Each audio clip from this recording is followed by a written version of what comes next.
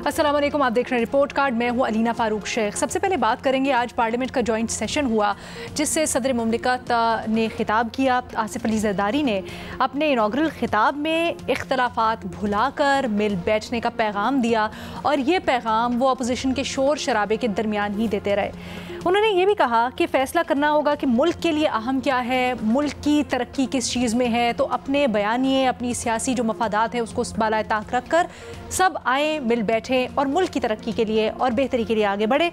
ये भी कहा कि अगर हकीकी मिलकर कोशिश करेंगे तो सियासी दर्जा हरारत में कमी बिल्कुल ला सकते हैं। लेकिन एक तरफ तो जरदारी साहब ये बातें कर रहे थे और मिल बैठकर चीज़ों को हल करने की तरफ जाने की दावत दे रहे थे, इशारा दे रहे थे, लेकिन दूसरी जानिब अपोजिशन मेजरली पाकिस्तान तहरीक इंसाफ या सुन्नी इत्तेहाद काउंसिल उनको कहें, वो शोर शराबा कर रही थी। उन्होंने पुरजोर एहतजाज किया सदर मुमलिकत की तकरीर के दौरान और फिर बाहर आकर ये भी कहा कि सदर मुमलिकत तो है ही गैर कानूनी, हम उनको मानते ही नहीं है। ना सिर्फ सदर को बल्कि हम तो इस वज़ीर आज़म और इस काबीना को भी नहीं मानते जो कि बिल्कुल जाली हैं। ये भी कहा कि बतौर अपोजिशन लीडर, ये उमर अयूब साहब ने कहा कि बतौर अपोजिशन लीडर वो कुछ नुकात उठाना चाहते थे, अहम पॉइंट्स रेज करना चाहते थे, बट उनको वक्त नहीं दिया गया, जो कि रूल्स की खिलाफ वर्जी है। और किस तरह से ऐवान के अंदर बैठकर गैर कानूनी काम हो रहा है, ऐवान की जो कार्रवाई है वो बिल्कुल गैर कानूनी तौर पर चलाई जा रही है, ये भी बिल्कुल गलत है, ये देखना होगा, इसका नोटिस लेना होगा। फिर ये भी कहा कि हमने तो जरदारी साहब को मजबूर कर दिया अपने एहतजाज से कि उन्होंने अपनी तकरीर छोटी कर दी।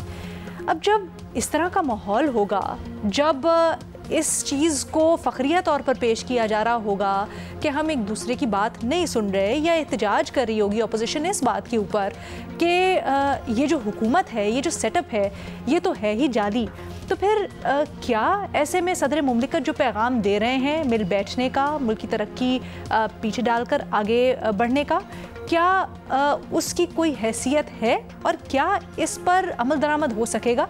अपने तज्ज़ियाकारों से ज़रा पूछते हैं। हमें ज्वाइन कर रहे हैं इस डिस्कशन के लिए फ़खर दुरानी साहब, मज़हर अब्बास साहब, महमद सरफराज साहब और इरशाद भट्टी साहब भी हमारे साथ मौजूद हैं। भट्टी साहब, सबसे पहले आपकी राय जानना चाहूँगी। देखिए, हमेशा होता तो यही है, हम कहते हैं कि नहीं जी मुमकिन नहीं है, लेकिन ये बिल्कुल सही बात की जरदारी साहब ने कि बहुत हो गई लड़ाई झगड़ा, अब कुछ ना कुछ मुल्की मफादात को भी सामने रखना पड़ेगा। जहाँ पर हम आ गए वहाँ से निकलना बड़ा ज़रूरी है, तो क्या करें ऐसा जो आगे बढ़ सके? मैडम शेख, सबसे पहले तो मोहतरम जनाब आसिफ अली जरदारी साहब को मुबारकबाद देनी है कि उन्हें अब सदारती आइनी तहफ़्फ़ुज़ हासिल है, आइनी इस्तिस्ना हासिल है और अब माशाल्लाह अदालतों में उनके वकील कह रहे हैं कि सारे मुकदमे बंद करो, सदर को आइनी तहफ़्फ़ुज़ हासिल है। मुबारक हो सर, बिल आखिर उम्र के इस हिस्से में आपको आइनी तहफ़्फ़ुज़ हासिल हो गया। साडा की है, असी तो एवं रोंदे शुंदे रवांगे, आप मौजें माने और मौजें करें। दूसरी बात, पाकिस्तान की फार्मूला रेस के चैम्पियन सदाबहार सदर आसिफ अली जरदारी साहब से ये कहना गो के कहना दिल नहीं कर रहा, लेकिन फिर भी कहना चाहता हूँ कि ये आपने अपनी बेटी आसफा भुट्टो के साथ क्या कर दिया? ये बिला मुकाबला जितवाने का आइडिया या बिला मुकाबला जितवाने का शौक़ कहाँ से आ गया था आपको? और ऊपर से खातून अव्वल का स्टेटस भी दे दिया है, और ये प्रोटोकॉल, ये स्टेटस देने का आइडिया कहाँ से आ गया था? किसी बच्चे को तो एक थ्रू प्रॉपर चैनल प्रोसेस से गुजर कर आने दें, किसी बच्चे को तो धक्के खाने दें ताकि उसको आवाम का पता चले। अब उसे आप सदर ऐवान सदर में खातून अव्वल बनाकर कैद कर देंगे और बिला मुकाबला जितवाएंगे, तो क्या आगे वो जाएंगी और क्या कर पाएंगी? एक खैर खां ने मुबैना लफ्ज़ इस्तेमाल करके कह रहा हूँ क्योंकि खैर खां ने कहा था मुबैना इस्तेमाल करना। एक खैर खां ने जरदारी साहब को कहा कि ना करें इस तरह, आसफा भुट्टो साहबा को बिला मुकाबला ना जितवाएं। भुट्टो साहब ने भी 1977 में यही गलती की थी और आसफा का ये इब्तदा है ना करें। और जरदारी साहब बोले, यार नवाब शाह की गर्मी, घट्टा मिट्टी, ऊपर से डोर टू डोर जाना, बच्ची क्या करेगी, आने दें, कोई बात नहीं। और बिल आखिर वो आ गई। और फिर उस पर हमारे अखबारों को मैं सलाम पेश करता हूँ जो लिख रहे थे कि आवाज़ में ममासलत, बाजू पर इमाम जामन, सर पर दुपट्टा, बेनज़ीर भुट्टो की याद ताज़ा होगी। बस कर दो जालिमों, किसी को किसी की छांव छतर से तो निकल कर जीने दो। इतने खुशामदी, इतने तारीफी, इतने तौबा तौबा तौबा, हमने तो अगर लोगों को बीबी की झलक नजर आती है आसफा में, तो इसमें बुराई क्या है? मैडम शेख, दो बुराइयां हैं। एक कि बीबी बेनज़ीर भुट्टो जो थी वो एक ही थी। ममासलत तो मुझ में भी कभी कभी मेरी माँ कहती थी कि तू झारा पहलवान है, अब मैं बाहर जाके कुश्तियाँ लड़ने लग जाता और मारे खाने लग जाता। और दूसरी बात यह है कि ये आसफा भुट्टो के लिए ठीक नहीं है। अच्छा, एक खातून, एक बच्ची को, एक जो अभी खुश नसीबी उसकी वो बेनज़ीर भुट्टो की बेटी हैं, तो अब उनको आ गई हैं तो उनको आने दें यार, उनको अपनी पहचान बनाने दें। हमने ज़रूर एक ढंडोरा पीटना होता है। चल वापस आ जाए मैडम शेख, ये सच है कि ये जो सदाबहार आसिफ अली जरदारी है फार्म 47 के सदर हैं और अधूरे ऐवान से मुंतखब हुए हैं सदर। साख का मसला है इस पूरी हुकूमत को और हुकूमती ओहदेदारों को, खा वो यूसुफ रज़ा गिलानी चेयरमैन सेनेट हो, खा वो वज़ीर आज़म शहबाज शरीफ हो, खा वो सदर आसिफ अली जरदारी हों। और ये भी सच है मैडम शेख, आसिफ अली जरदारी ठीक कह रहे थे, ये भी सच है कि इस वक्त मिसाके पाकिस्तान की ज़रूरत है। इस हुकूमत के बस में नहीं है ये मसाइल जो हमारे हैं। ये आला हज़रत हमारे प्यारे दोस्त सोहेल वड़ैच साहब की ज़ुबान में ये कंपनी चलने वाली नहीं लग रही।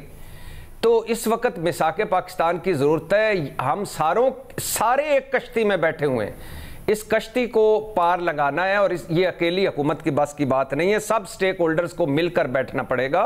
मुज़ाकरात की जरूरत है, बातचीत की जरूरत है, मिल बैठ सकते हैं। लेकिन पे आने से पहले ये आपने लेकिन लगा दिया। चलो थैंक यू वेरी मच, जल्दी से आ जाए लेकिन पे। और नहीं जल्दी में क्या है मैडम शेख, कोई बात नहीं, सुन लीजिए, क्या हर्ज है। जब सदर जरदारी साहब ने तकरीर छोटी की तो मेरे आगे तो कोई नहीं है ना तहरीक इंसाफ। अच्छा, लेकिन मौजूदा सूरत हाल में ये नामुमकिन लग रहा है। क्यों? पहली बात यह है कि पाकिस्तान तहरीक इंसाफ सबसे बड़ी सियासी जमात है, उसका चेयरमैन अंदर है, वाइस चेयरमैन अंदर है, सदर अंदर है, और जनरल ज़ियाउल हक दौर के बाद पहली दफ़ा हुआ है कि इतने ज़्यादा पॉलिटिकल कारकुन और सियासतदान जेलों में हैं। क्यों नामुमकिन है? 80% बलोच कौम परस्त मैदान में है और इस निज़ाम के ख़िलाफ़ है। महमूद खान अचकज़ई जो कल तक मीनार पाकिस्तान पर तकरीरें किया करते थे नवाज शरीफ की वापसी की, नवाज शरीफ वापस आ गए तो अब उनके लिए तकरीरें हो रही हैं। वो नवाज शरीफ के मुकदमे ख़त्म करने की कोशिश कर रहे थे, अब उनके ख़िलाफ़ हो गए। क्यों नामुमकिन है? इसलिए नामुमकिन है कि कल के PDM के सरबराह मौलाना साहब आज फिर मैदान में हैं और वो उनके एक अपना जो एजेंडा है और अपना एक है कि ये निज़ाम ही ठीक नहीं है। और क्यों नामुमकिन है? इसलिए नामुमकिन है कि हुकूमत को खुद देख ले मैडम शेख, हुकूमत के अंदर 4 जजीरों में 4 सूबे अलहदा पीपल्स पार्टी और मुस्लिम लीग के आपस में देख लें, MQM और पीपल्स पार्टी और मुस्लिम लीग के आपस में देख लें। और सूरत हाल ये है कि मुस्लिम लीग के अंदर ही हल्की हल्की ढोलकी पर जुगतें लग रही हैं और नवाज शरीफ कह रहे हैं कि हम तो बंधी हुई हुकूमत हैं और ये तो बंधी हुई हुकूमत और हम तो नोज़ल हैं। उस दिन के बाद मैडम शेख मैं गया था शादी खुई, इधर एक गाड़ियों का होता है जहाँ मार्केट है, और मैंने नोज़ल ख़ास तौर पर देखी कि ये जो नोज़ल अब है मुस्लिम लीग ये क्या है। तो उस नोज़ल को देखकर मुझे बड़ा ही अपने महबूब कायद पर तरस आया कि अगर ये नोज़ल हैं तो वाकई बड़ा, इन नोज़ल से थोड़ा सा बड़ा कर देते, बड़ा पाइप कर देते, सलेंसर कर देते, रेडिएटर कर देते, पानी लेस रेडिएटर, लेकिन चलो नोज़ल है। तो मुझे नहीं लगता मैडम शेख इस मौजूदा सूरत हाल में ये हो पाएगा। महमल, क्या आपको भी यही लगता है कि बैठना इस वक्त बड़ा मुश्किल है? ये सारी बातें तो होती रहती हैं, अपोजिशन एहतजाज भी करती है, अपोजिशन के शिकवे शिकायत भी होते हैं, लेकिन ये बात भी है कि हमने माजी में देखा है कि मिल भी बैठते हैं सारे के सारे अगर जहां मुल्की मफाद मुकद्दम होता है। देखिए अलीना, इम्पॉसिबल तो ये नहीं है और ये तजवीज़ वैसे भी बहुत अच्छी है। आपने राना सनाउल्लाह साहब का भी जो बयान सियासतदानों के हवाले से वो भी सुना होगा। तो जरदारी साहब और राना साहब जो इस वक्त बातें कर रहे हैं, बातें तो गलत नहीं है, लेकिन अनफॉर्चुनेटली इसमें जो एक हर्डल है और जो सबसे बड़ा हर्डल है, हम इसको पहले भी डिस्कस कर चुके हैं, वो है PTI और ख़ास तौर पे इमरान खान साहब की जिस किस्म की सोच है, यानी उनकी तो बेसिकली सोच ये है कि अगर तो इन्होंने ही हुकूमत में आना है तो इससे बेहतर है कि एटम बम गिरा दिया जाए। इस मुल्क के ऊपर। यानी कि वो अगर इस तरह की जब आप बातें करते हैं या असल में आप इस चीज़ पे ऊपर यकीन रखते हैं कि या मैं हूं और कोई ना हो, तो फिर आप आगे कैसे बढ़ सकते हैं। लेकिन हमें इस चीज़ की ज़रूरत बहुत है कि बेसिकली अगर तमाम जमातें जो हैं वो एक बेसिक एग्रीमेंट कर लें, वो रूल्स ऑफ द गेम तय कर लें कि हमने आपस में को एग्जिस्ट करना है और हमने एक दूसरे के खिलाफ सियासी तौर पर इस्तेमाल नहीं होना, एक दूसरे की हुकूमतें गिराने के लिए हमने एस्टैब्लिशमेंट के हाथों इस्तेमाल नहीं होना, तो फिर ये चीज हो सकती है और होनी चाहिए। क्योंकि अलीना इस वक्त हम पहले भी इसके काफी बात कर चुके हैं, असल प्रॉब्लम इस वक्त जो पाकिस्तान की जमहूरियत के लिए और सारी सियासी जमातों के लिए वो है हाइब्रिड निजाम जो हम पर मुसल्लत किया गया। और वो मुसल्लत इसलिए किया गया कि हमने एक प्रोपेगेंडा 2008 से लेकर 18 तक जो 10 साल हमने एक प्रोपेगेंडा सुना, क्योंकि चार्टर ऑफ डेमोक्रेसी हो गया था, तो ये कहा गया कि वो फ्रेंडली ऑपोजिशन हो रही है, नून लीग और पीपल्स पार्टी का आपस में कोई मुकमका हो गया। ये मुकमका नहीं होता अलीना कि वो एक दूसरे को चलने दें। ऐसा नहीं है कि उन्होंने ऑपोजिशन नहीं की, ऐसा नहीं है कि उन्होंने एक दूसरे के खिलाफ इलेक्शन नहीं लड़े, ऐसा नहीं है कि उन्होंने कोई और चीजें नहीं एक दूसरे के खिलाफ बोली, बयानात नहीं दिए, लेकिन सिर्फ और सिर्फ बेसिकली ये था कि आप देखें कि 2008 से 17 तक कोई पॉलिटिकल प्रिजनर्स नहीं थे। ये था कि हमने एस्टैब्लिशमेंट के हाथों इस्तेमाल नहीं होना एक दूसरे की हुकूमतें गिराने के लिए, और जब ऐसी कोई चीज नजर आती थी तो साथ फिर खड़े हो जाते थे जमहूरियत के लिए, सिस्टम के लिए। तो मेरे ख्याल में देखिए होना तो यही चाहिए कि भाई 5 साल अगर किसी की भी जमात की भी हुकूमत आती है, वो 5 साल हुकूमत करे, दूसरी जमातें जो है वो 5 साल ऑपोजिशन करे और खुल के करे, कोई उनको ऑपोजिशन करने से नहीं रोक रहा।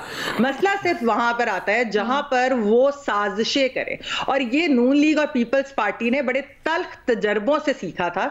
आप 90s की पूरी दिहाई उठा के देख लें, और उसके बाद हुआ क्या, जनरल मुशर्रफ की कुआ। इसीलिए चार्टर ऑफ डेमोक्रेसी दोनों जमातों ने, जो कि एक दूसरे के सख्त खिलाफ थी, जो कि एक दूसरे के खिलाफ इस्तेमाल भी हुई, जिन्होंने बहुत चीजें भी एक दूसरे के खिलाफ की थी उस वक्त, लेकिन वो आई, साथ बैठी, उन्होंने सोचा। और देखें अलीना, आपको याद होगा कि जब इमरान खान साहब की हुकूमत आई थी तब भी जो मुस्लिम लीग नून और पीपल्स पार्टी ये कहते थे कि हम आपके साथ चलते हैं, चार्टर ऑफ इकोनॉमी की जो बात होती थी, ये सारी चीजें साथ होती थी। अच्छा, फिर जब पीडीएम की भी गवर्नमेंट आई तब भी वो पीटीआई को कहते थे कि आप आकर हमारे साथ बैठें, आप हमारे साथ बातचीत करें, हम सारे रूल्स ऑफ द गेम खुद तय करते, पार्लियामेंट में वापस आए, ताकि ऐसा ना हो कि सियासतदानों के पास कुछ रह ही ना जाए, कोई इख्तियार ही ना रह जाए एट द एंड। और आज अलीना हम यही देख रहे हैं, हम हाइब्रिड निजाम की बार बार मैं इसलिए बात करती हूं कि हाइब्रिड निजाम 2018 में तो मुसल्लत किया गया, लेकिन उसके बाद हमने पीडीएम की गवर्नमेंट में भी हाइब्रिड देखा, जिस किस्म के कवानीन तब पास हुए थे, और आज भी हम हाइब्रिड निजाम देख रहे हैं। और इसको रोल बैक करना अब मुझे लगता है कि बहुत मुश्किल है सियासतदानों के लिए, क्योंकि वो एक दूसरे के खिलाफ इस्तेमाल होने के लिए तैयार हैं, क्योंकि वो अपने आप को अल्टरनेटिव एज अल्टरनेटिव पेश करते हैं, और वो जो चीजें कही जाती हैं हाइब्रिड निजाम के उनकी तरफ से, तो वो करते हैं। तो ये चीजें मेरे लिए तो ये बहुत बैठने में main bone of contention Pakistan Tehreek Insaf का रवैया। मज़हर साहब, क्या आप इससे इत्तेफाक करते हैं? क्या आप समझते हैं कि क्योंकि पीटीआई के भी जो इलेक्शन से मुतल्लिक भाम या फिर कह लें तहफ़्फ़ुज़ात हैं, वो अपनी जगह कुछ हद तक दुरुस्त हैं, जायज़ हैं, क्या पीटीआई ही बोर्न ऑफ कंटेंशन, या फिर आप समझते हैं कि इस वक्त हुकूमत की भी जिम्मेदारी है? नहीं, जो असल इशू है वो तो 8 फरवरी है ना।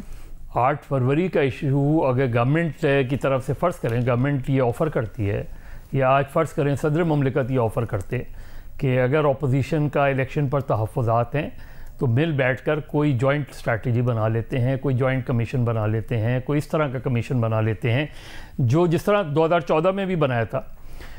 तो उससे एक गवर्नमेंट की तरफ से एक या सदर मुमलिकत की तरफ से हुकूमत को ये तजवीज़ दी जा सकती थी। ज़ाहिर है सदर मुमलिकत अपने तौर पे तो ये नहीं कर सकते क्योंकि पोजीशन वैसी होती है, लेकिन आज की तकरीर में वो ये कर सकते थे। आज की तकरीर में वो ये इनिशिएटिव ले सकते थे, जिस तरह अभी भट्टी साहब ने कहा, वो ये इनिशिएटिव ले सकते थे कि सदर मुमलिकत के, और उन्होंने पिछली मरतबा ये बहुत बड़ा काम किया था कि सदर मुमलिकत की पावर्स पार्लियामेंट को दे दी थी। आज वो सदर मुमलिकत के इस्तिस्ना जो है उसको ख़त्म करने का ऐलान करते हैं कि प्रेसिडेंट के पास क्यों हो, प्रेसिडेंट को क्यों ये इस्तिस्ना हासिल हो कि उसके ख़िलाफ़ अगर कोई मुकदमात हैं तो वो जब तक सदर मुमलिकत हैं वो सुन नहीं सकते। उनकी पर्सनल प्रेजेंस थोड़ी ज़रूरी होती है केस में, उनके वकील हैं, लेकिन जब आप इस्तिस्ना ख़त्म करेंगे तो ये एक मैसेज बहुत मुख्तलिफ जाता है इस तरह के। आज की तकरीर में उन्होंने बलूचिस्तान का बिल्कुल ही जिक्र नहीं किया। बलूचिस्तान में तबाही मची हुई है पिछले 1 हफ्ते से बारिशों में। दो अल्फाज ज़रूर बोलने चाहिए थे, क्योंकि वहाँ उनकी हुकूमत है, उनकी हुकूमत है इस वक्त। उसमें ये जो चीज़ें होती हैं, इससे आप एक इनिशिएटिव आप करते हैं, अपोजिशन का टेम्परेचर अपोजिशन करती है हमेशा। हमने रेयरली देखा है कि हमारे यहाँ सदर मुमलिकत की तकरीर में नारेबाजी ना हो। 2008 का मुझे याद है कि चूँकि मुस्लिम लीग नून और पीपल्स पार्टी की ऑलमोस्ट उस वक्त अपोजिशन कोई और उस तरह नहीं थी, तो उसमें ज़्यादा पीसफुल तकारीर हमने सुनी। लेकिन इनिशिएटिव जब आप ये बात करते हैं कि मिल बैठकर मसाइल से निकलना है, वक्त बहुत कम है, तो जाहिर है जो अपोजिशन का बुनियादी एतराज़ है, बुनियादी एहतजाज है, वो तो 8 फरवरी पर है। तो 8 फरवरी को एड्रेस करने के लिए हुकूमत की तरफ से क्या इनिशिएटिव लिया जा सकता है? यही लिया जा सकता है कि जी बैठें, हुकूमत फॉर्मली इनवाइट करें। हम तकारीर में सुनते आए बैठें, भाई आप कोई फॉर्मल करें और कहें कि इस एजेंडे पर आएँ, इस पर बात करते हैं। आपको ये एतराज़ है कि 8 फरवरी का इलेक्शन जो है डिस्प्यूटेड है, आपको ये एतराज़ है, वो कहते हैं हल्के खोल दो, तो कहेंगे ठीक है जी, ये यही मैं कह रहा हूँ ना। तो आप एक इब्तिदा तो हुकूमत करेगी, इब्तिदा तो हुकूमत करती है। सदर मुमलिकत ज़ाहिर है खुद ये नहीं कहते, सदर मुमलिकत हुकूमत को ये तजवीज़ दे सकते थे कि आप ये इनिशिएटिव लें अपोजिशन के साथ, जो उनकी पॉइंट ऑफ कंटेंशन है कि जी इलेक्शन में धांधली हुई है, इलेक्शन जाली हैं, जो भी वो कहते हैं कि ये पार्लियामेंट जो है वो सही नहीं है, ये काबीना को नाजायज़, जो कुछ भी है, उनसे कहें आए बात करें। इन हलकों में वो करते हैं। एक तरीका ये हो सकता है कि इलेक्शन ट्राइब्यूनल की तादाद बढ़ाने की बात कर लेते हैं कि जी अगर 15 ट्राइब्यूनल हैं तो हम उसको 50 कर देते हैं, ताकि जल्दी फैसले हों, 4 महीने में फैसले हों। वो कुछ ना कुछ एक ऐसा मैसेज हुकूमत की तरफ से जाना ज़रूरी है। और सदर मुमलिकत आज अगर हुकूमत को ये तजवीज़ देते तो मेरा ख्याल है पॉलिटिकल टेम्परेचर डाउन करने की इब्तिदा होती, क्योंकि इलेक्शन सिर्फ ज़बानी जमा खर्च, हाँ इलेक्शन, देखिए इलेक्शन ही डिस्प्यूट है ना, अपोजिशन का एहतजाज इसी पर है ना, तो आप उसको तो एड्रेस करें। तो फ़खर से पूछते हैं उनकी क्या राय है। फ़खर, क्या आपको भी सिर्फ ये ज़बानी जमा खर्च और कमी लगी काफ़ी तकरीर के अंदर? सदर मुमलिकत चाहते तो मज़ीद आगे बढ़कर PTI को ऑफर कर सकते थे इस टेम्परेचर को कम करने के लिए एटलीस्ट। अलीना देखें, इसमें 2 बातें हैं। पहली तो ये है कि क्या ये सदर आसिफ ज़रदारी साहब के अपने ख्यालात थे, अपनी तजावीज़ थी, और जो उन्होंने तकरीर किया क्या उनकी अपनी थी? जो आइन है उसके मुताबिक जो सदर हैं वो आर्टिकल 48 के तहत प्राइम मिनिस्टर की एडवाइस के ऊपर ही एड्रेस करते हैं। तो प्राइम मिनिस्टर साहब जो है अपनी एडवाइस तकरीर की सूरत में या किसी पॉइंट्स की सूरत में वो भेजते हैं हुकूमत प्राइम मिनिस्टर मीन हुकूमत प्रेसिडेंट को। प्रेसिडेंट जो है उसमें अपनी भी कुछ एडिशन करके जो है वो असम्बली से जो खिताब होता है वो किया जाता है। अब ये जो प्राइम मिनिस्टर प्रेसिडेंट साहब की तरफ से मफाहमत की जो एक ऑफ़र की गई है, तो इट मीन्स कि ये गवर्नमेंट की तरफ से ऑफ़र की गई है जो अपोजिशन की जमातें हैं उनके लिए कि आए मिल बैठ के जो है मुल्क की जो मईशत है उसको बेहतर करें, उसके अलावा जो बाकी बेरोज़गारी है, महंगाई है, उसको वो हल किया जाए। फिर उसके अलावा उन्होंने जो क्लाइमेट चेंज के हवाले से वो फोकस किया उस पर भी। तो ये जितने भी पॉइंट्स थे ये सिर्फ आसिफ अली जरदारी साहब या पीपल्स पार्टी की तरफ से तजावीज़ नहीं है या उनकी तरफ से वो नहीं है, बल्कि ये एक पॉलिसी स्टेटमेंट है गवर्नमेंट की तरफ से कि वो आने वाले साल में वो क्या करना चाह रहे हैं, ये उनकी तरफ से किया गया। इट मीन्स कि गवर्नमेंट चाहती है कि मफाहमत के ज़रिए, बातचीत के ज़रिए जो है तमाम सियासी जमातों को मिल बैठ के जो मुल्की मसाइल हैं, ख़ास तौर पे मईशत है, उसको हल किया जाए। अब दूसरा पॉइंट ये है, क्या पीटीआई इस हवाले से संजीदा है इस मफाहमत को लेके, और क्या वो ये हुकूमत और जो सदर की तरफ से ये एक ऑफ़र की गई है जो सदारती खिताब में, क्या वो इसको एक्सेप्ट करेगी या नहीं करेगी? मैं समझता हूँ नहीं करेगी, क्योंकि इमरान खान और जो पीटीआई की जो सियासत है वो सर्वाइव ही इसके ऊपर करते हैं कि ये जो मौजूदा सियासी जमातें हैं उनके साथ अगर ये हाथ मिलाएंगे तो इनका वोटर और सपोर्टर जो है इनका साथ छोड़ जाएगा। आप देख लें पिछले 1-2 दिनों से जो पीटीआई की तरफ से वो किया गया, इमरान खान की तरफ से जो मीडिया के साथ बातचीत में किया गया, क्योंकि जो पिछले 3-4 दिनों से हम देख रहे हैं एक पॉजिटिव डेवलपमेंट हो रही थी। सऊदी अरब का वफद आया, वो पाकिस्तान में जो है उसमें उन्होंने इन्वेस्टमेंट के हवाले से वो बातचीत कर रहे हैं। तो आपने देखा शेर अफजल मरवत साहब जो है वो उन्होंने वो बयान दाग दिया सऊदी अरब के ख़िलाफ़। इसी तरह जो मईशत का जो है थोड़ा सा इस्तेकाम आ रहा है, तो इमरान खान ने फिर उसमें जो है कि कुछ हो गया उनकी वाइफ को, तो उसके ज़िम्मेदार जो है वो कौन होगा। ये तमाम तर जो बातें हैं ये इमरान खान को किसी भी तौर पर सूट नहीं करती, चाहे वो आप 8 फरवरी के हवाले से कोई कमीशन बना दें। आपने माजी में 2013 के इलेक्शंस में देख लिया, सुप्रीम कोर्ट का जो है वो कमीशन बना इमरान खान, लिख के वो कहे कि अगर सुप्रीम कोर्ट ये कह दे जो उनका कमीशन है कि धांधली नहीं हुई तो उसके बाद वो माफ़ी मांगेंगे। इमरान खान उससे मुकर गए थे। अब आप चाहे वो यूनाइटेड नेशन से भी लेके आ जाए ना, इंक्वायरी करवा लें, तो इमरान खान या उनकी जमात ने फिर भी नहीं मानना। ये भट्टी साहब जो है एक बात को एक दूसरी तरफ लेके जाते हैं। देखें हालात को आप जो अगर वो देखें उसमें तो इमरान खान को आप चाहे दूध और शहद की नहरें भी निकाल के दे दें कि ठीक है आप जो आपकी तमाम डिमांड्स पूरी कर दी गई हैं, उसके बावजूद भी उन्होंने कभी खुश नहीं होना। तो मैं नहीं समझता कि आसिफ अली जरदारी साहब की तरफ से या हुकूमत की तरफ से ये जो तजावीज़ दी गई हैं मफाहमत की, वो कोई इस पर इमरान खान साहब या उसको वो एक्सेप्ट करेंगी, क्योंकि उनका सर्वाइवल जो पॉलिटिकल है वो इसी में है कि वो हमेशा जो ये मौजूदा सियासी जमातें हैं और बाकी नेगेटिविटी फैलाना, तो कभी भी ये पीटीआई की तरफ से एक्सेप्ट नहीं किया जाएगा। आप दूसरी तरफ क्यों ले जाते हैं बातों को? इसलिए कि इस तरफ फ़खर दुरानी साहब खड़े होते हैं तो फिर मैं उस तरफ जाने के बजाय मैं फिर दूसरी तरफ ले जाता हूं कि चलो वो भी लोगों को पता चल जाए, वरना मेरी जुर्रत है कि मैं दूसरी तरफ ले जाऊं। लेकिन मैडम शेख एक पॉइंट जो रहता था वो ये था कि सदर का पहला खिताब था, सदर का पहला खिताब था। नवाज शरीफ साहब भी नज़र नहीं आए, तीनों सर्विसेज चीफ भी नज़र नहीं आया, वज़ीर आज़म आज़ाद कश्मीर भी नज़र नहीं आया, पंजाब सिंध केपी के वज़ीर आला भी नज़र नहीं आए, चारों गवर्नर्स भी नज़र नहीं आए, वज़ीर आला जीबी भी नज़र नहीं आए। क्या वजह है? पहला खिताब, पहली हुकूमत का पहला पार्लिमानी साल, सारे कहाँ थे?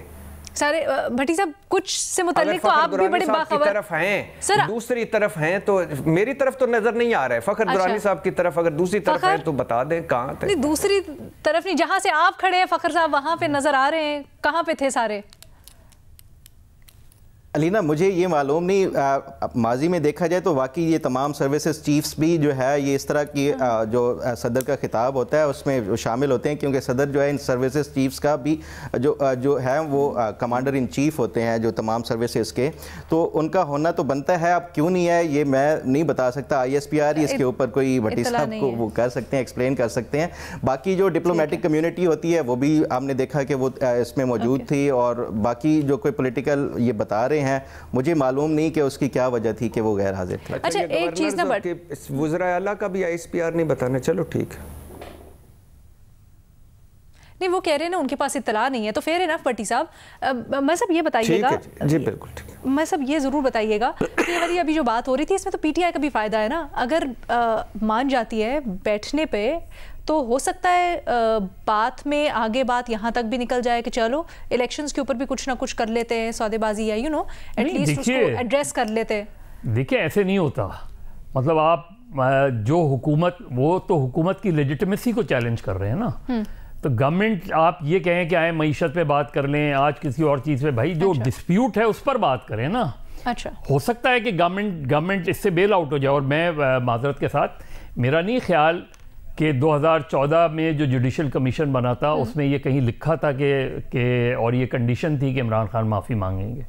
ये था कि इमरान खान ने ये कहा था, कंसर्न दी थी। असद उमर साहब ने बाकायदा इसके ऊपर दस्तखत किए थे। मैं आपको मुझे मेरे अगर आपके पास कॉपी है मुझे भेज दीजिएगा कि माफ़ी मांगेंगे, माफ़ी का लफ्ज़ नहीं था कहीं।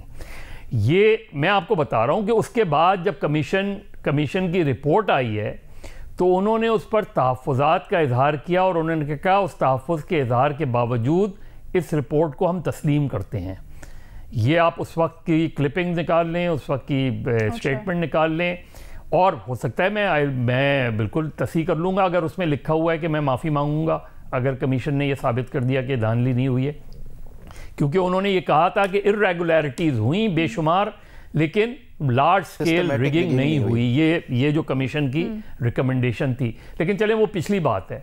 असल चीज़ ये है कि डिस्प्यूट तो ये है ना कि एक फरीक आपकी लेजिटिमेसी को चैलेंज कर रहा है। अब आप कहते हैं कि नहीं ठीक हुए, हमारी जो गवर्नमेंट बनी है, कोलिशन बनी है, भी तो जो बात है वो बैठ के ही होगी ना, और किस तरह से होगी? बात को फॉर्मल इन्विटेशन क्या होता है? फखर कह रहे हैं ना कि सर ये फॉर्मल इन्विटेशन ही था, ये हुकूमत ऐसा नहीं होता, ऐसा नहीं होता। देखिए ऐसा नहीं होता। देखिए प्रेसिडेंट अपनी तजावीज़ भी देते हैं और प्रेसिडेंट तनकीद भी करते हैं हुकूमत पे। ये तो पहली तकरीर थी, लेकिन सदर मुमलिकत गवर्नमेंट्स पे तनकीद भी करते हैं कि ये चीज़ें आपने इस साल दुरुस्त नहीं किए हैं। तो ऐसा नहीं है कि प्रेसिडेंट बस जो प्राइम मिनिस्टर की तरफ से टेक्स्ट आ जाता है उसे पढ़ देता है, ऐसा नहीं है। तो प्रेसिडेंट गवर्नमेंट को ये तजवीज़ देते मेरे नुक्ते नज़र से कि भाई ये इशू है जिसकी वजह से ये शोर कर रहे हैं, इस इशू को पर आप कोई कमीशन बना लें, इनके साथ बैठकर इलेक्शन की रिगिंग पर इसके हवाले से बात करें, तो वो कहीं ना कहीं आप इंगेज करते बाकी हैं। हमारे एनालिस्ट भी बिल्कुल मज़हब आपका पॉइंट आगे, बट हमारे बाकी एनालिस्ट भी इसके ऊपर बात करना चाहते हैं, यकीन अभी बहुत से सवाल आते हैं। So let's take a short break, उसके बाद वापस आते हैं, इसके ऊपर भी बात करते हैं। और बड़ी एक इंटरेस्टिंग बात की है आज PTI ने, क्या कहते हैं, एक ब्रेक के बाद जानिए।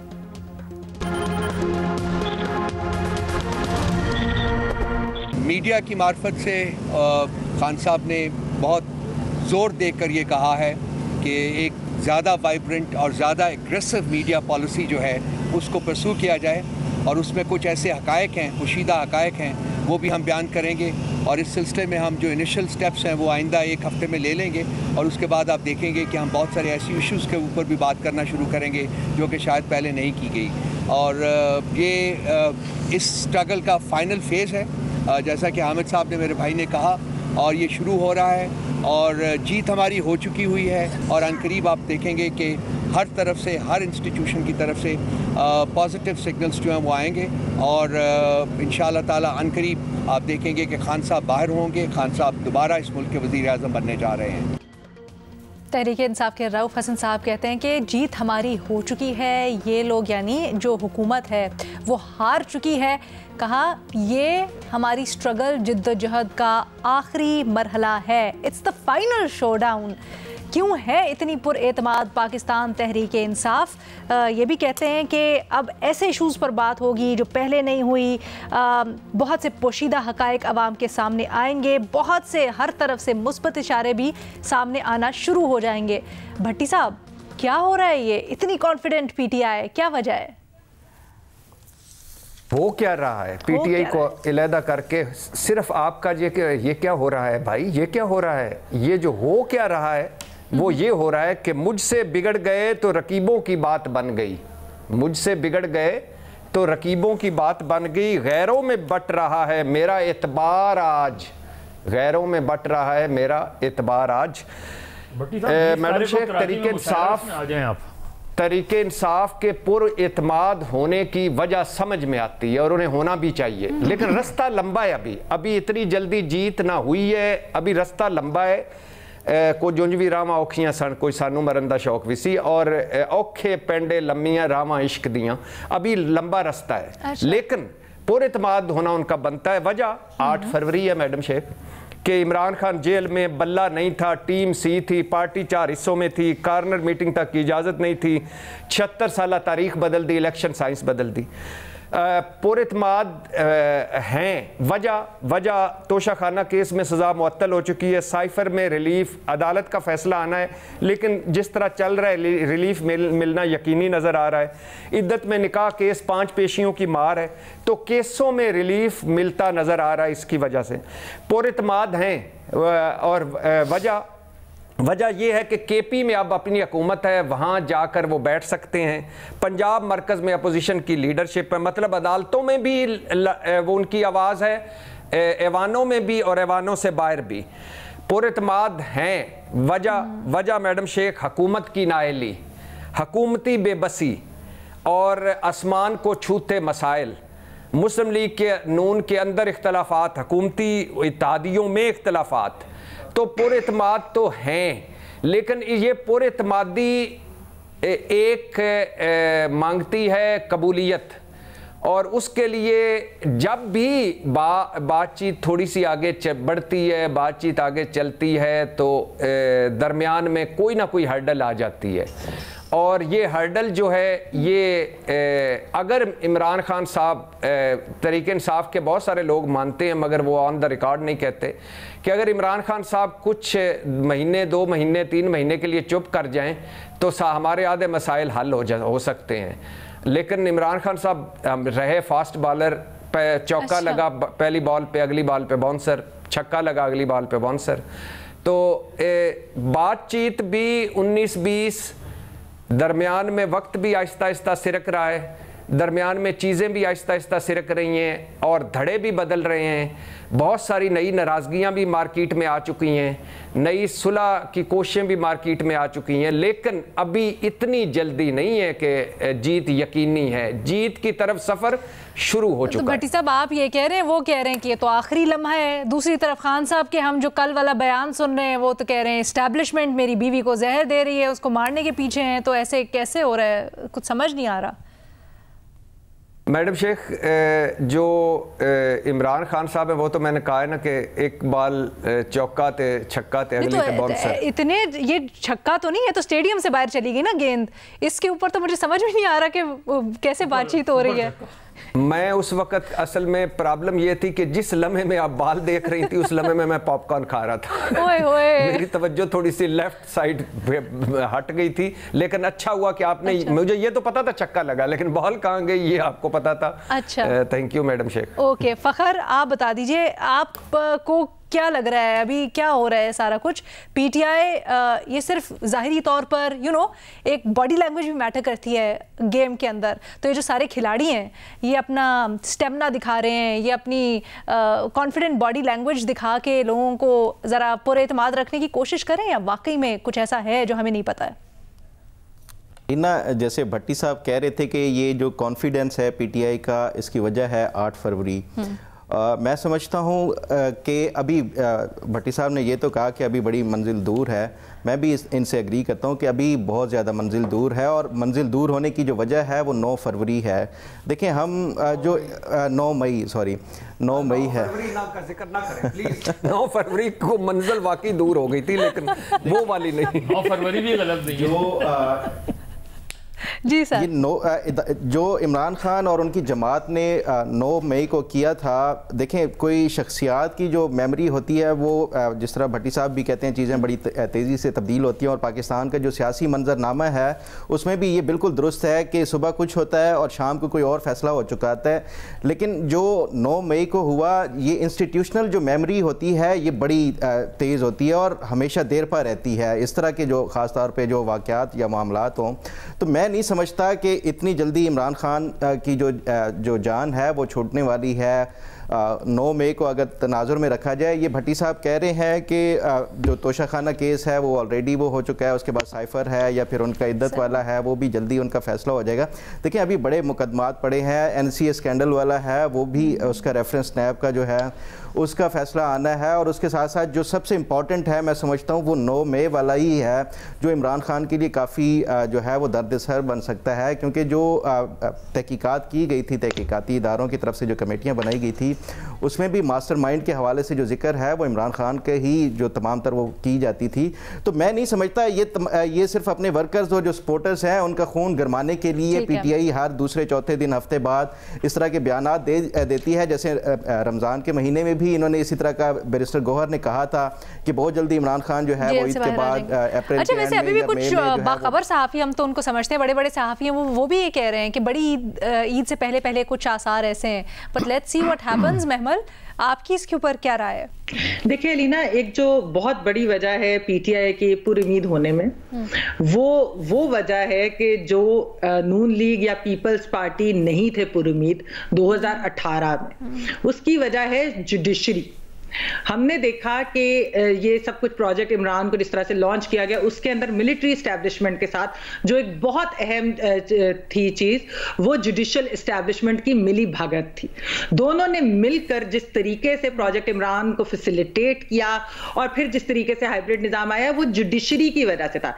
इस वक्त जो हम देख रहे हैं वो ये है कि जुडिशरी के अंदर उस तरीके की वो मिलिट्री एस्टैब्लिशमेंट के लिए सपोर्ट भी नहीं है, और एक हमें नजर आता है कि जो फैसले हो रहे हैं, जिस तरह की चीजें हो रही हैं, अगर आप हायर जुडिशरी की मैं बात करूं, सिवाय एक सिंबल के फैसले को लेकर बाकी अगर आप तमाम फैसले देखें कि उसके अंदर किस तरीके से रिलीफ भी दिया जा रहा है, यानी वो किसी पेशावर हाई कोर्ट हो, दूसरी हाई कोर्ट हो, उसके अंदर से क्या हो रहा है, बेल्स भी मिल जाती है, रिलीफ भी मिल जाता है उनको हायर कोर्ट से। और उससे पहले हमने देखा था कि जो बंदियाल कोर्ट थी उसके अंदर जो केसेस थे जब इमरान खान साहब या पीटीआई के ऊपर, तो वो तो बेल्स भी मिल रही थी और कोई ऐसे केस आगे जा नहीं रहे थे। हाँ, जो लोअर कोर्ट से, आप ये भी देखिए कि जो लोअर कोर्ट से जिस तरीके के ट्रायल हुए, जो कि ना ड्यू प्रोसेस फॉलो किया गया, जिस तेजी से सजाएं दी गई, उसको हायर जुडिशरी भी क्रिटिसाइज कर रही है और उसी के ऊपर सवालात उठा रही है। और इमरान खान साहब के अपने नाकिदीन, वो सियासी हो या वैसे, वो भी ये बात कर रहे हैं, वो भी ये सवाल कर रहे हैं कि ये सजाएं जो है ये गलत हुई।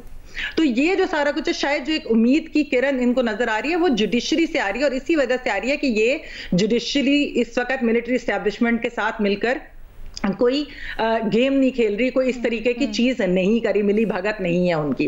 अच्छा, लेकिन ये बात दुरुस्त है, भट्टी साहब ने भी की, फखर ने भी ये बात की है, ये बात दुरुस्त है कि जो ओवरऑल हालात जो हैं, क्या वो पीटीआई के लिए बहुत जल्द नॉर्मल हो जाएंगे?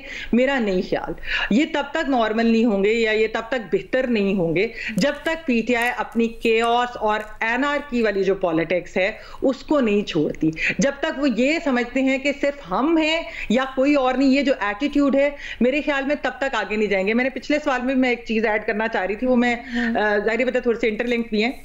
आप ये देखिए कि आज की हुकूमत की लेजिटिमेसी के ऊपर सवालात होते हैं, हम जो है जो एलिगेशन है रिगिंग की, हम उसके ऊपर भी बात करते हैं, लेकिन 2018 की हुकूमत की भी लेजिटिमेसी के ऊपर सवाल उठे थे। आरटीएस सिस्टम बैठा था, तब भी उसके बावजूद उस वक्त की जो ऑपोजिशन थी वो इमरान खान की हुकूमत को कह रही थी कि हमारे साथ आप मिसाक के मईशत कर लें, हम साथ मिलकर चलते हैं। अच्छा, फिर ये जब इलेक्शन रिजल्ट्स आए और उसके बाद पीपल्स पार्टी ने पीटीआई को ऑफर भी की कि आप हमारे साथ मिलकर हुकूमत बना लें। आपने नून लीग के भी लीडर्स की उस वक्त बात सुनी कि अगर आप बना सकते हैं आप बना लें, हम नहीं रोकेंगे इस चीज को। लेकिन पीटीआई का ये है कि सिर्फ हम होंगे, यानी कि ओवरऑल सिर्फ हमारी हुकूमत। दूसरा अलीना, एक और भी उनका मसला है, ये अपने नाकदीन के साथ या अपने जो है अपोनेंट से आते बिल्कुल नहीं चल सकते।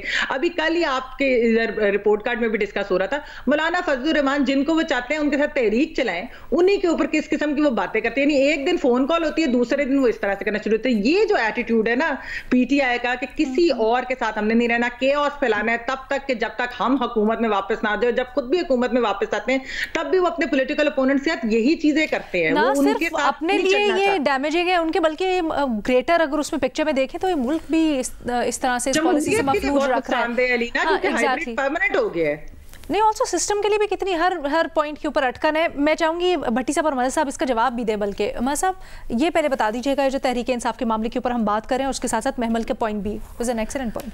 देखिए, जो इस वक्त तहरीक इंसाफ का इशू है वो एक मूवमेंट में जा रहे हैं। एक जलसा किया है उन्होंने, अभी और जलसे अनाउंस करने हैं, तो जाहिर है अपने वर्कर्स को रिचार्ज करना, और बाई इलेक्शंस, बड़े बाई इलेक्शंस होने जा रहे हैं 23 के करीब नशिस्तों पर।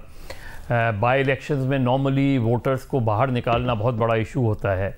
तो जब आप ये मैसेजिंग करेंगे कि आपका लीडर बाहर आने वाला है, दोबारा वज़ीर आज़म बनने जा रहा है, उसके मुकदमात ख़त्म हो रहे हैं, उसे रिलीफ मिल रहा है, तो जाहिर है वर्कर्स के अंदर, सपोर्टर्स के अंदर एक मोटिवेशन आती है, और ये नेचुरल है हर पॉलिटिकल पार्टी का। तो एक पर्पस तो ये लगता है जब वो ये बातें करते हैं। दूसरा, कहीं ना कहीं ट्रैक टू भी चलती है, ट्रैक टू डिप्लोमेसी भी चलती है, डायरेक्टली नहीं इनडायरेक्टली, कहीं ये कर लें तो ये चीज़ें बेहतर हो जाएंगी, ये कर लें, उस तरह की बातचीत चलती रहती है और चल रही है उस तरह की बातचीत। तीसरी बात ये है कि जो इस वक्त पीटीआई के अंदर जो इश्यूज़ हैं वो भी, क्योंकि बहुत सी पीटीआई के अंदर जो यहाँ मीटिंग्स वगैरह होती हैं उसके अंदर ये पीटीआई की लीडरशिप को क्रिटिसाइज़ भी किया जाता है कि जी आप लोग आपस में ही लड़ते रहते हैं, कभी शेर अफजल मरवत कोई बात करते हैं, बैरिस्टर गौहर कोई बात करते हैं, उमर अयूब तीसरी बात करते हैं, और आप लोग सपोर्टर्स और वर्कर्स जो जेलों में हैं, जो गायब हैं, अंडरग्राउंड हैं, उनकी कोई खैर आफियत नहीं है, उनके फैमिलीज़ को लुक आफ्टर नहीं किया जा रहा।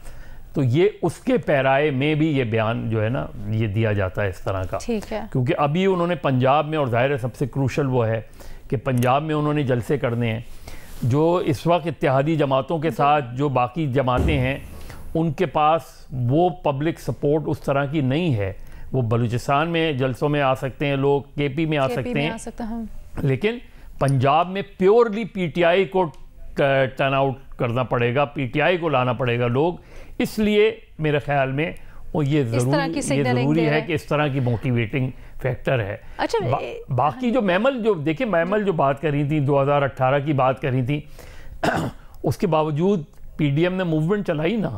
अब वो अलग बात है कि पीडीएम की अपनी मूवमेंट, पीडीएम अपनी डिवाइड हो गई, ये डिवाइड हो गया। एहतजाज एक बिल्कुल अलग चीज़ जो महमल बात करी थी वो बड़ी इस लिहाज से इम्पोर्टेंट कि उन्होंने कहा कि ऑपोजिशन फिर भी मिल बैठ के बात करने को तैयार थी। एहतजाज बेशक करें बट मिल के बैठने को तो तैयार है। इनिशिएटिव तो गवर्नमेंट लेती है, उस वक्त की गवर्नमेंट ने नहीं लिया, गलती की उस वक्त की गवर्नमेंट ने भी नहीं लिया था। तो क्या आज हाइब्रिड निज़ाम तो आज भी चल रहा है? क्या आज का निज़ाम हाइब्रिड नहीं है? I think what Mahmal was saying is कि एटलीस्ट एक विल होती है ऑपोजिशन की तरफ से कि मिलकर बैठे। तो इन लोगों की सिग्नलिंग तो हमारे दुश्मन अलीना, अगर लेजिटिमेसी देखिए, उस वक्त भी 2018 में मौलाना फजलुर रहमान का क्या स्टैंड था कि हमें ओथ नहीं लेना चाहिए, जाके हल्फ नहीं लेना चाहिए, हमें इन इलेक्शंस को नहीं मानना चाहिए, हमें असेंबलियों में नहीं जाना चाहिए। मौलाना फजलुर रहमान जो पीडीएम के सरबराह थे, उनकी तो पोजीशन ये थी। But everyone else chose otherwise ना। हाँ, तो गए ना, फिर सबके सभी गए ना। उसको लेकिन मेरे साथ देखिए, जो वो चेंज लाए थे, मेरा से ये है कि जो वो चेंज भी लाए थे वो थ्रू द सिस्टम लाए थे। और आपको पता है कि उस वक्त इवन बाद में मियां नवाज शरीफ साहब भी नहीं मान रहे थे, लेकिन पीपल्स मैं उससे पहले की बात कर रहा हूँ। महमल आप वोट ऑफ नो कॉन्फिडेंस की बात करें, मैं तो 2018 का इलेक्शन जब हुआ था, मैं कह रही हूँ कि वो इलेक्शंस के बाद फिर भी नून लीग और पीपल्स पार्टी ने तो ओथ लिया, वो सिस्टम का हिस्सा रहे। मौलाना फजलुर रहमान जो भी कह रहे थे, उसके बावजूद पीपल्स पार्टी, नून लीग, पीडीएम जो है वो रही सिस्टम का हिस्सा। और फिर जब उन्होंने निकाला भी तो उन्होंने थ्रू द सिस्टम निकाला। खान साहब का जो एक मसला है कि ना वो अपने एलाइज को साथ लेके चल सके उस वक्त, और ना ही वो जो है अपने दूसरे अपनी पार्टी के लोगों को अंदर से जो नाराज थे उनको साथ लेकर चल सके। मैं उसी मसले की तरफ बार-बार तो कह रहा हूं। तो गवर्नमेंट इनिशिएटिव पहले तो देखिए, उस वक्त की गवर्नमेंट ने, पीटीआई की गवर्नमेंट ने ये इनिशिएटिव नहीं लिया, उन्होंने कॉन्फ्रंट्रेशन की लाइन ली ऑपोजिशन के साथ। आज भी अगर आपने चीज़ों को मेल्ट डाउन करना है तो इनिशिएटिव तो गवर्नमेंट लेगी ना, कि आए इलेक्शन रिगिंग के ऊपर ही बात कर लें। अल्टीमेटली 2014 में देखिए, 2014 में क्या फ़र्क था? 2014 में फ़र्क ये था कि पीपल्स पार्टी खड़ी हुई पार्लियामेंट के साथ। पीपल्स पार्टी के इख्तलाफात थे नवाज शरीफ से, लेकिन वो खड़े हुए। उस वक्त वो बिल्कुल एक अनयूजुअल सिचुएशन थी। उन्होंने कहा हम गैर आईनी कुव्वतों को कभी भी अलाउ नहीं करेंगे। उस वक्त बिल्कुल एक रेयर पोजीशन थी। कह रही हूं मैं साहब कि अगर आज जरदारी साहब ये बात कर रहे हैं मुफाहमत की, हमने पिछले सवाल में सबने यही बात की है कि लगता है ऐसे ही है कि पीटीआई जो है फिर भी आगे हाथ नहीं बढ़ाएगी गवर्नमेंट की तरफ से। मफाहमत इस पर तो नहीं हो रही ना। देखिए, आप ये कह रहे हैं जी मैं हुकूमत में आ गया हूं, अब आप मफाहमत कर लें। भाई, आपकी हुकूमत में आने कोई तो क्वेश्चन किया जा रहा है, उसका हल निकाले ना। पिछली पीडीएम की जब हुकूमत थी 16 माह की, उसके अंदर उन्होंने, वो हुकूमत थी ना, उन्होंने कितनी दफा पीटीआई को कहा कि आप हमारे साथ आकर बैठे। उस पर इमरान खान साहब का क्या जवाब था कि मैं इन चोरों डाकुओं के साथ नहीं बैठूंगा। अलीना, इलेक्शन की डेट तक तय होगी, इलेक्शन की डेट तक तय होगी, खान साहब नहीं माने। यानी पीटीआई का वक्त वो डेट तय करके गया, खान साहब नहीं माने। तो आप मुझे बताएं कि एक शख्स जिसका एटीट्यूड ये है कि बस सिर्फ मैं हूं वरना बम गिरा दो क्योंकि इनको हुकूमत नहीं मिलनी चाहिए, तो ये जो एटीट्यूड है ना अलीना, इसमें नहीं फिर आगे सिस्टम बढ़ सकते, इसमें बहुत मसले हैं। इससे मुझे याद आया, भट्टी साहब नहीं तो वो जो 8 फरवरी को जो पार्टी का सिंबल भी ले लिया गया, हर चीज तो ले ली गई। मैं तो सिर्फ ये कह रहा हूं कि आपने या तो पॉलिटिकल टेम्परेचर को नीचे कैसे लाना है। कम रह गया, फिर मसला ये होता है ये सब चल नहीं सकेगा वक्त की कमी की वजह से। फखर, अगर आप मुख्तसर एक लाइन में अपना पॉइंट बयान कर सकते हैं। छोटा सा पॉइंट मैं ऐड करना चाह रहा था, मैं महमल ही के पॉइंट के उसमें स्पोर्ट में देखें, ये अभी पंजाब असेंबली का जैसे ही सेशन शुरू हुआ था तो पीटीआई की तरफ से जो मुंतखब किया गया था कि लीडर ऑफ द अपोजिशन, वो जाके मुस्लिम लीग नून के किसी रहनुमा से उन्होंने वो गले मिले, तो उसके फौरन बाद ही पीटीआई की तरफ से और इमरान खान की तरफ से ये अहकामात आ गए कि ये ना गले मिलेंगे नेक्स्ट टाइम जो है वो उनके साथ, और ना कोई मुसाफा करेंगे। देखिए, इमरान खान तो इस चीज़ के वो वज़ादार भी नहीं है कि वो किसी के साथ हाथ नहीं। गंडापुर साहब के ऊपर इतनी तनकीद होती रही पीटीआई के अंदर से कि आप क्यों जाके मिल रहे हैं अपने वजीर आजम से। एनीहाउ, भट्टी साहब, जाते जाते बस मुझे जरा ये बता दीजिएगा कि ये आपके दोस्त मरवत साहब ने कल क्या बयान दिया है, क्या वजह है इसकी? वो जो सऊदी अरब से मुतल्लिक जो उन्होंने बात की है, इसके ऊपर तो पीटीआई भी अशश कर उठी है। सर, क्या हुआ है? ये मैडम शेख, आप को आप और हम सारे मिसिंग थे, कमी महसूस कर रहे थे। महबूब कायदे इनकलाब इमरान खान चूँकि अंदर हैं तो हमारा कारोबार ज़िंदगी नहीं चल रहा था। अच्छा। तो शुक्रिया मरवत साहब का कि उनकी वजह से कारोबार ज़िंदगी चल पड़ा है और इंशाल्लाह आगे भी चलता जाएगा। और इसकी वजह मैंने आपको बताया है कि पाकिस्तान तहरीक इंसाफ में जो ब्रूटस लाइन अप है या विकेट के दोनों तरफ खेलने वाली लाइन अप है, उसमें बड़ी अब शद्दोमद से वो चीज़ें जो 19-20 होंगी और ये होती रहेंगी और इस तरह चीज़ें सामने आती रहेंगी। यानी आप कहना चाह रहे हैं ये खान साहब के आशीर्वाद से, पीटीआई के आशीर्वाद से मरवत साहब ने बयान दिए? नहीं, बिल्कुल भी नहीं। जितना मासूम लहजा है ना मैडम शेख आपका, मैं इस पे कुर्बान जाऊं, ऐसी बिल्कुल बात नहीं है। सर सबने तो डिसोन कर दिया है। ख्वाजा साहब तो कह रहे हैं, वो तो मैंने तो खान साहब की भी कई स्टेटमेंट पढ़ी है, उनको कोट कर रहे थे। वो क्या है, एक उनके माशी माहिर होते थे ना, मेरे जहन से नाम निकल गया, मुजम्मिल असलम। बिल्कुल, वो तो कह रहे हैं, खान साहब कह रहे हैं जिसने बात की है पता नहीं उसकी अक्ल कहाँ है। तो मैं तो जी बिल्कुल ऐसे ही है जी, बिल्कुल भी ये पार्टी की बात नहीं है, इमरान खान की बात नहीं है, किसी ने भी ना ऐसी बात की है और उन्होंने लातलकी का ऐलान किया है। तो लेकिन मैंने कहा कि कारोबार ब्रूटस लाइन अप, मैं आप छोटे ख्वाजा इधर सुन लीजिए, इधर माहिर इमरानियात से सुन लीजिए, PhD की हुई, उन्होंने कहा कि ये इमरान खान ऐसे ही करते हैं क्योंकि जब वो कर रहे होते हैं अक्सर फौरन डिसोन कर देते हैं अगर कोई चीज़ ऐसी जो अच्छा मैडम शेख एक जुमला लेते जाइएगा वो बहस का कि ये पाकिस्तान तहरीक इंसाफ ये गुर नहीं सीख सकी कि शहबाज शरीफ साहब मफामत का करें और मरियम नवाज मजाक मफामत कह दे। जरदारी साहब मिलकर चले और बिलावल कहें तो ये तो कुटपुतली हैं, हमने तो बात ही उधर करनी है जहां करनी है, ये तो सिलेक्टेड है। और मौलाना साहब कहें कि ओथ नहीं लेना और बाकी ओथ ले ले, ये तरीके इंसाफ को गुर नहीं आया। और ये लेकिन वो जो साजिश हर एक के सर लगाने का गुर आया, उसकी वजह क्या है आपने ये मुझे नहीं बताया। इसके ऊपर मुझे इजाजत ले लेने दीजिए व्यूअर्स से, क्योंकि टाइम हमारा खत्म हो गया है। भट्टी साहब एस्टेब्लिशमेंट के साथ तो इमरान खान बात करने को तैयार हैं, बाकी किसी के साथ नहीं।